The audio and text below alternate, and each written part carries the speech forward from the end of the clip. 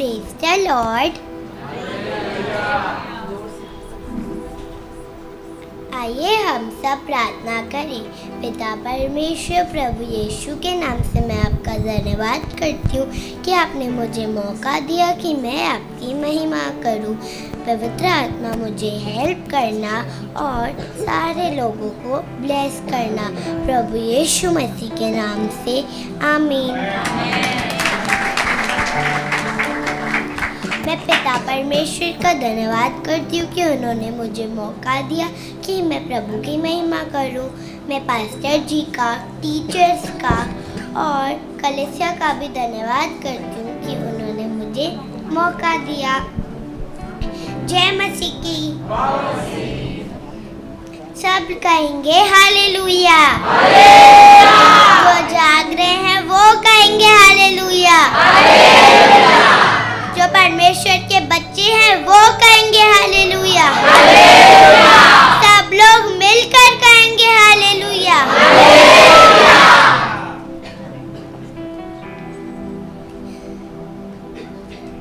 क्या आपको पता है परमेश्वर आपसे कितना प्रेम करता है? हाँ, परमेश्वर आपसे बहुत प्रेम करता है। क्या आप इस बात पर विश्वास करते हैं? तो अपने बाजू वाले भाई बहनों से कहिए, परमेश्वर आपसे बहुत प्रेम करता है।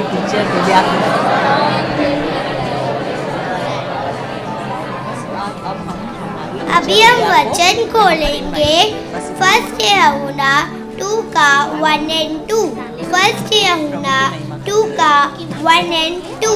सब लोग अपनी बाइबल खोलेंगे।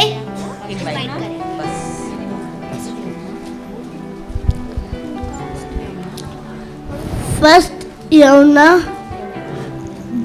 2 का 1 और 2।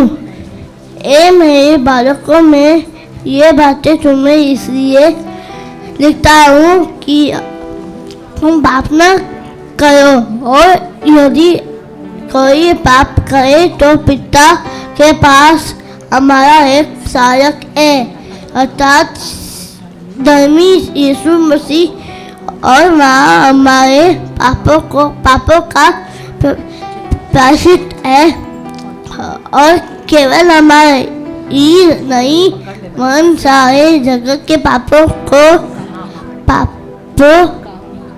का भी।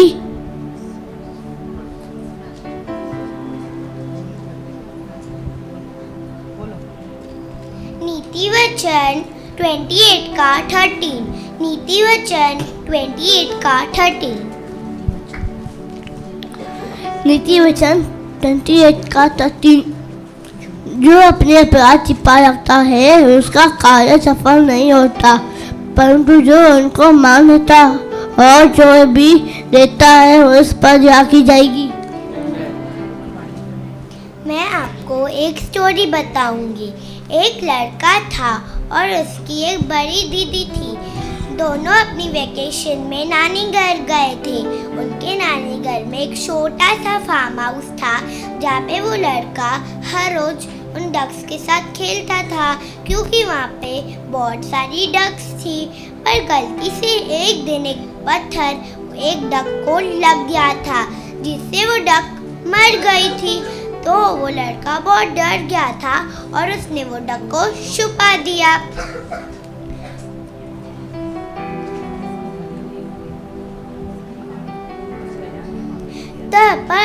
तभी उसकी दीदी ने उसको देख लिया और वो हर टाइम उसको ब्लैकमेल और टॉर्चर करती थी। तूने तो वो डक को मार दिया, तूने तो वो डक को मार दिया। अब मैं नानी को सब बता दूंगी कि तूने डक को मार दिया। अगर तुझे चाहिए मैं नानी को कुछ भी नहीं बताऊं तो तुझे मेरा सारा काम करना पड़ेगा। कभी वो उससे बर्तन धुलवाती थी, कब उससे वो किचन साफ करवाती थी, या फिर कब वो उससे झाड़ू लगवाती थी। ऐसे करके वो उससे बहुत काम करवाती थी और वो लड़का बहुत उदास बैठा था। तो एक दिन उसकी नानी उसके पास आई और उसने कहा, तू इतना उदास क्यों बैठा, जा बाहर जा और खेल। तभी उसने फैसला लिया, मैं अपनी नानी को सब सच बता दूंगा। उसने सब सच बताया और नानी बहुत मुस्कुराई और कहा, बेटा मेरे को सब पता है। तो उस लड़के ने बोला, कैसे? मैं बोला उसकी नानी ने कि मैं तो खिड़की से सब देख रही थी कि तूने वो डक को मार दिया है और इसे छुपा भी दिया है, और मैंने ये भी देखा था कि तेरी दीदी तेरे से कैसे काम करवाती थी। अगर तू मेरे पास आता और मेरे को सॉरी बोल देता था तो क्या मैं तेरे को माफ़ नहीं करती थी? तू मेरे पास आता और मेरे को सॉरी बोलता तो मैं तेरे को माफ़ कर देती थी। और अपनी दीदी का देखो इतने सारे दिन काम भी नहीं करना पड़ता और तू आराम से खेल भी सकता था। इस स्टोरी से हम क्या सीखे? मैं आपको बताती हूँ, हमसे भी कई बार गलती और पाप हो जाते हैं, पर हम बहुत डर जाते हैं और किसी को कुछ भी नहीं बताते। पर जैसे उस लड़के ने किया था, पर शैतान हमें ब्लैकमेल और टॉर्चर करता है, जैसे उस लड़के की दीदी ने उसको किया था, जिससे हम अपनी शांति और आनंद दोनों खो देते हैं। पर जिस दिन हम अपने परमेश्वर के सामने अपने गलतियों गुनाहों को मान लेते हैं, परमेश्वर उसी घड़ी उसे माफ कर देता है। जैसे उस लड़के की नानी ने उसको किया था, वैसे ही जैसे उस लड़के की नानी उसको खिड़की से देख रही थी, वैसे ही परमेश्वर भी हमको अपने स्वर्ग से देखता है। हम उससे छिप नहीं सकते। हम परमेश्वर को हमारे बारे में सब कुछ पता होता है। इसीलिए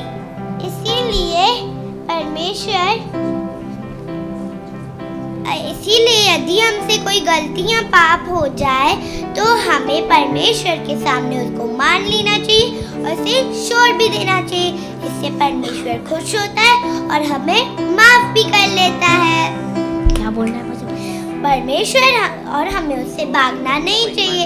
परमेश्वर हमें माफ कर देगा और परमेश्वर हमसे प्रेम करता है क्योंकि हम परमेश्वर के बच्चे हैं। प्रभु आपको इस वचन से आशीष से भरे। Thank you.